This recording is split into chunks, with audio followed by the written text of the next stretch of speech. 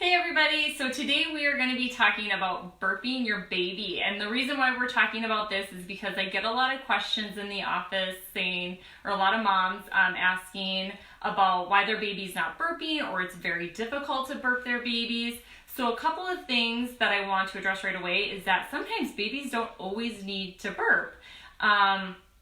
Just like some of us after we eat, we're not always going to be burping. So here's the thing with babies. Here's what I did with my kids. Now I have 5 kids, so and all were breastfed. So obviously sometimes with breastfeeding versus bottle feeding, this can change, but babies sometimes don't swallow as much air with breastfeeding as they will with a bottle. But sometimes even with bottle-fed babies, they're not going to swallow a ton of air depending on your bottles as well. So one of the things that I wanted to mention though is that with my kids, all I would do is rub their back. So I want you guys to be aware that if we're constantly pounding really hard, like not just like light little taps, but really, really hard, know that if the baby's up here, like look at what's happening to the head.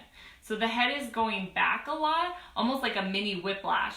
So we don't want that. So one of the things moms will ask us is things that they can do outside of the office that can help with the adjustments. One of the things that I want you guys to be mindful of is how you're burping the baby, simply because we don't want this counteracting what we're doing, because then it's going to take even longer to remove those subluxations in the neck because we're going back and they're having that basically some little minor traumas going on.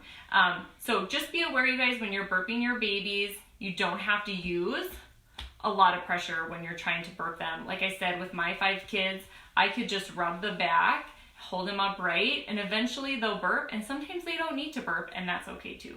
So hope you guys found it interesting. We'll be back again on Wednesday at around 11 o'clock for another Facebook Live. See ya.